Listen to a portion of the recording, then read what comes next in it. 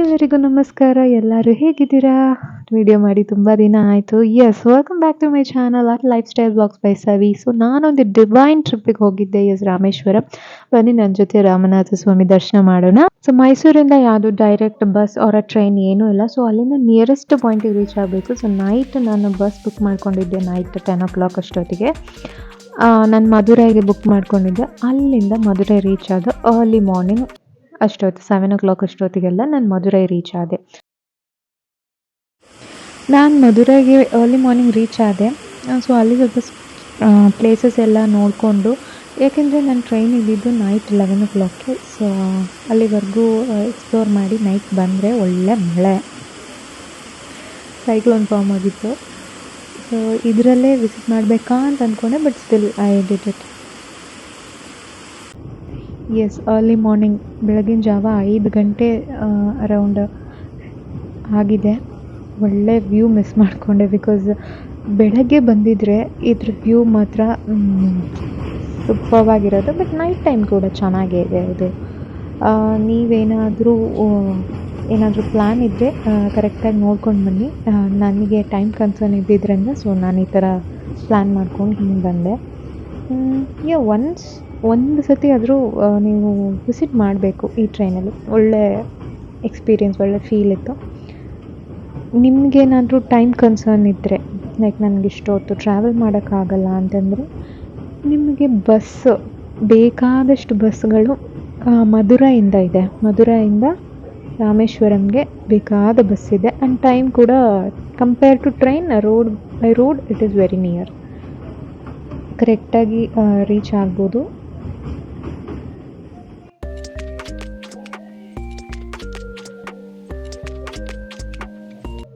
ಒಮ್ಮೆ ನೀವು ರಾಮೇಶ್ವರಂ ರೀಚ್ ಆದರೆ ದೇವಸ್ಥಾನಕ್ಕೆ ಹೋಗೋಕ್ಕೆ ನಿಮಗೆ ಆಪ್ಷನ್ ಸಿಗುತ್ತೆ. ಒಂದು ಕ್ಯಾಬ್, ಇನ್ನೊಂದು ಬಸ್, ಇನ್ನೊಂದು ಆಟೋ. ಸೊ ನನಗೆ ಅಲ್ಲಿ ಬಸ್ ಸಿಕ್ಕಿದ್ರಿಂದ ಸೊ ನಾನು ಬಸ್ಸಲ್ಲಿ ಟಿಕೆಟ್ ತೊಗೊಂಡು ದೇವಸ್ಥಾನ ಹತ್ರ ಹೋಗಿ ರೀಚ್ ಆದೆ. ಈ ರಾಮೇಶ್ವರಂ ಏನಕ್ಕೆ ಇಷ್ಟೊಂದು ಪ್ರಸಿದ್ಧವಾದ ಸ್ಥಳ ಅಂತ ಹೆಸರು ತಗೊಂಡಿದೆ? ಕಾಶಿಗೂ ಇದಕ್ಕೂ ಏನು ಲಿಂಕ್ ಇದೆ? ಇಲ್ಲಿರೋ ರಾಮನಾಥ ಸ್ವಾಮಿ ಶಿವನ 12 ಜ್ಯೋತಿರ್ಲಿಂಗಗಳಲ್ಲಿ ಒಬ್ಬರು.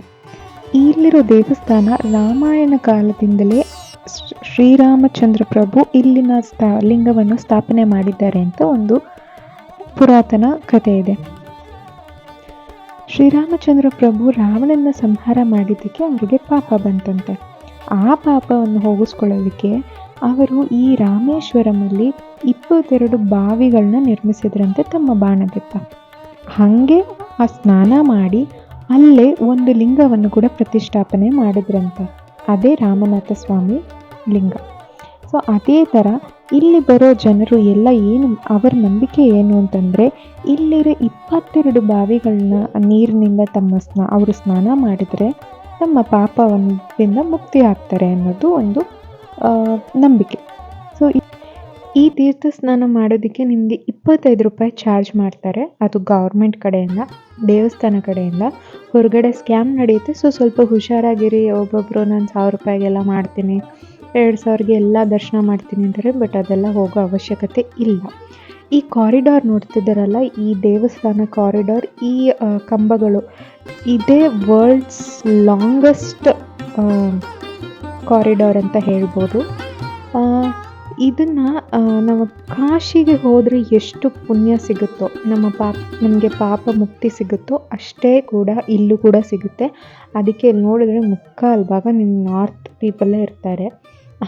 ಇದನ್ನು ತಮಿಳ್ನಾಡು ಅಂತ ಹೇಳೋಕ್ಕಾಗಲ್ಲ. ಬಿಕಾಸ್ ಅವ್ರು ಎಲ್ಲರೂ ಜಾಸ್ತಿ ಅವರೇ ಇರ್ತಾರೆ. ಯಾಕೆಂದರೆ ಅವ್ರು ಇಲ್ಲಿ ಬಂದರೆ ಅವ್ರಿಗೆ ಮುಕ್ತಿ ಸಿಗುತ್ತೆ ಪಾಪಗಳಿಂದ ಅಂತ ಅದೊಂದು ನಂಬಿಕೆ. ಇಲ್ಲಿರೋ ಶಿವಲಿಂಗವನ್ನು ರಾಮ ಮತ್ತು ಸೀತೆ ಇಬ್ಬರೂ ಸೇರಿ ಪ್ರತಿಷ್ಠಾಪನೆ ಮಾಡಿರೋದ್ರಿಂದ ಇದೊಂದು ವಿಶೇಷ ಸ್ಥಳ ಅಂತ ಹೇಳ್ಬೋದು. ನೀವು ತೀರ್ಥ ಮನೆಗೆ ಬೇಕು ಅಂದರೆ ಅಲ್ಲೇ ಸಿಗುತ್ತೆ. ಒಂದು ಬಾಟಲ್ 20 ರೂಪಾಯಿ ಅಂತ ಸಿಗುತ್ತೆ. ಅದನ್ನು ತೊಗೊಂಡು ಮನೆಗೆ ಹೋಗ್ಬೋದು ನೀವು. ದರ್ಶನ ಆದಮೇಲೆ ಇಲ್ಲಿ ರಾಮೇಶ್ವರಮಲ್ಲಿ ತುಂಬ ಪ್ಲೇಸಸ್ ಇದೆ. ವಿಸಿಟ್ ಮಾಡೋ ಪ್ಲೇಸಸ್ ತುಂಬ ಇದೆ. ರಾಮರ್ ತೀರ್ಥಮ್ ಇದೆ, ಲಕ್ಷ್ಮಣ ತೀರ್ಥಮ್ ಇದೆ, ಜಟಾಯು ತೀರ್ಥಮ್ ಇದೆ, ಧನುಷ್ಕೋಡಿ ಇದೆ, ಕಲಾಂ ಸರ್ ಅವ್ರ ಮನೆ ಇದೆ, ಆ್ಯಂಡ್ ಅವ್ರದ್ದು ಮ್ಯೂಸಿಯಂ ಕೂಡ ಇದೆ ಅಲ್ಲಿ. ತುಂಬ ಪ್ಲೇಸಸ್ಗಳಿದೆ. ಟೈಮ್ ಶಾರ್ಟೇಜ್ ಆಗಿರೋದ್ರಿಂದ ನಾನು ಸ್ವಲ್ಪ ಪ್ಲೇಸಸ್ ಅಷ್ಟೇ ವಿಸಿಟ್ ಮಾಡಿದ್ದೀನಿ. ಸೊ ಈಗ ನಾನು ವಿಸಿಟ್ ಮಾಡಿರೋದು ಇದು ರಾಮತೀರ್ಥಂ ಅಂತ. ಇಲ್ಲಿ ರಾಮರ್, ಲಕ್ಷ್ಮಣನ್ ಆ್ಯಂಡ್ ಸೀತಾಮಾತ ಅವರಿರ್ತಾರೆ. ದೇವಸ್ಥಾನ ಇದು. ಇದೇ ಥರನೇ ಕೂಡ ಲಕ್ಷ್ಮಣ ತೀರ್ಥಂ ಕೂಡ ಇದೇ ಥರ ಇರುತ್ತೆ. ಸೊ ನಾವು ರಾಮೇಶ್ವರಂ ಅಂತಂದರೆ ನಮ್ಮ ಮೈಂಡಿಗೆ ಬರೋದು ಏನು ಅಂದರೆ ಆ ರಾಮ ಸೇತುವೆ ಅಲ್ವಾ. ಆ ರಾಮ ಸೇತುವೆಯನ್ನು ನಿರ್ಮಿಸಿದ್ದು ಯಾರು? ಹನುಮಾನವರು. ಅಲ್ಲಿರೋ ಒಂದು ಬಂಡೆ ಕಲ್ಲಲ್ಲಿ ರಾಮ್ ಅಂತ ಬರೆದ ತಕ್ಷಣ ಅದು ತೇಲ್ತಾ ಇದೆ ಅನ್ನೋದನ್ನ ನಾವು ಪುರಾತನ ಕಥೆಗಳಲ್ಲಿ ಕೇಳಿರ್ಬೋದು. ಅದೇ ಇದು ಸ್ಟೋನು, ಈ ಕಲ್ಲಲ್ಲಿ ನಿಜವಾಗ್ಲೂ ತೇಲ್ತಾ ಇರುತ್ತೆ. ಸೊ ಈಗ ನಾವು ಹೋಗ್ತಾ ಇರೋದು ಧನುಷ್ಕೋಡಿ.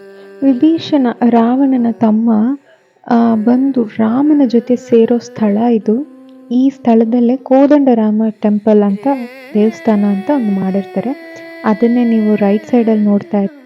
ಸೊ ಲಾಸ್ಟ್ ಪ್ಲೇಸಾಗಿ ನಾನು ಧನುಷ್ಕೋಡಿ ವಿಸಿಟ್ ಮಾಡ್ತಿದ್ದೀನಿ. ಇದನ್ನು ಗೋಸ್ಟ್ ಟೌನ್ ಅಂತ ಕರೀತಾರೆ. 1964ರಲ್ಲಿ ಒಂದು ದೊಡ್ಡ ಸೈಕ್ಲೋನ್ ಬರುತ್ತೆ. ಆವಾಗ ಇಲ್ಲಿದ್ದಿದ್ದ ಜನ ಮನೆ ಎಲ್ಲ ಹೊಡ್ಕೊಂಡೋಯ್ತು. ಇದು ಆ್ಯಕ್ಚುಲಿ ಒಂದು ಚರ್ಚ್. ಇಲ್ಲೊಂದು ರೈಲ್ವೆ ಸ್ಟೇಷನ್ಸ್ ಕೂಡ ಇದೆ. ಸೊ ಇದನ್ನು ಲಾಸ್ಟ್ ಲ್ಯಾಂಡ್ ಆಫ್ ಇಂಡಿಯಾ ಅಂತ ಕೂಡ ಕರೀತಾರೆ. ಈಗ ನಾನು ಮುಂದೆ ಒಂದು ಫುಟೇಜಲ್ಲಿ ತೋರಿಸ್ತೀನಿ.